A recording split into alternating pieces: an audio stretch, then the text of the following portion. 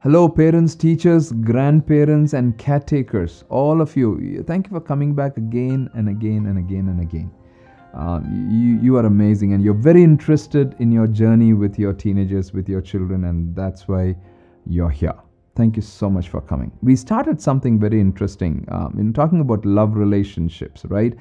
In those relationships, opposite sex and friendships, and how do we begin to deal with some of those things? And we talked about socializing, teaching our children to socialize, in the last episode. A quick short it was.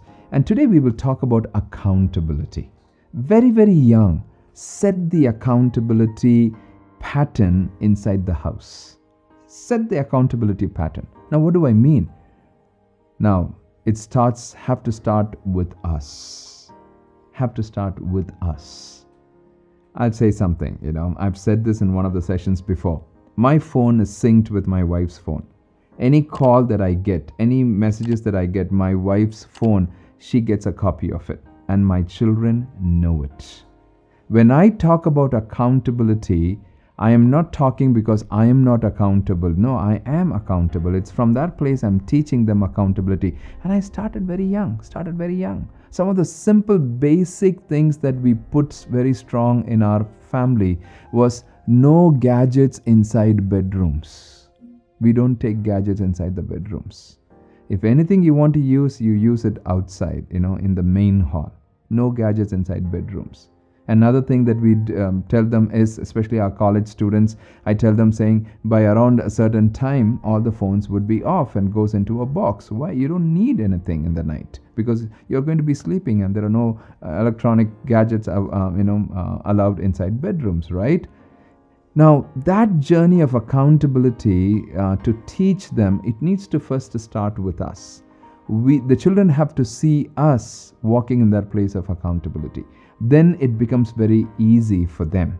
2, accountability should not be forced or enforced or regimental. No, accountability needs to be redemptive, not regimental.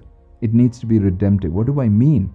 Meaning that if your teenager fails or a young person fails, it's a redemptive. Hey, I saw something pop up, and you guys saw something. I saw some conversations with some of the friends and things like that. I know you're amazing. I know you must have thought about all of these things. It's not going immediately and saying you already are becoming not studying and happening. That's regimental.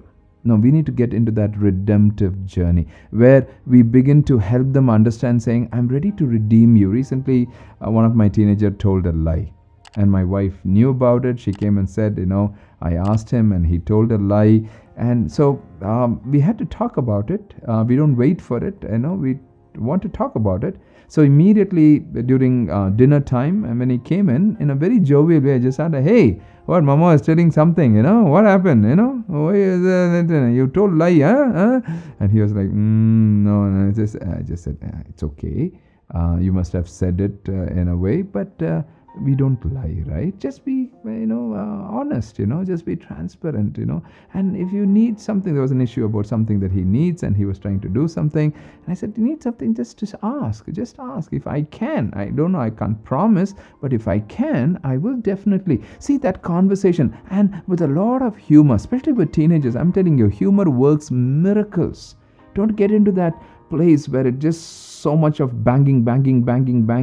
That's where we need to first, I always use this principle. We need to first be in control of our emotions before we teach our children to control their emotions. I say that again. First, we need to be in control of our emotions before we teach our children to control the emotions. That place of accountability is going to be very, very crucial. Very, very crucial. Started early to get in that journey of putting those patterns and let it not be a regimental journey but a redemptive journey. The 3 very important thing in accountability is this. When there is a slip, don't wait for intervention. Don't wait for intervention. When you see something that has happened, sometimes I've seen parents do this. Yeah, I see that happening. It's not a very big thing, so that's why we are quiet. It's okay. It's not okay. You need to step in immediately, and you step in again, not stepping in with a bazooka, with a AK-47 and blasting them. No, it's a very small tsunami right now. It's a small wave right now. There itself, if you're able to step in and deal with it, it may not become a big tsunami. You understand what I'm talking about? So you need to step in immediately and begin to deal with it. And different scenarios, different situations.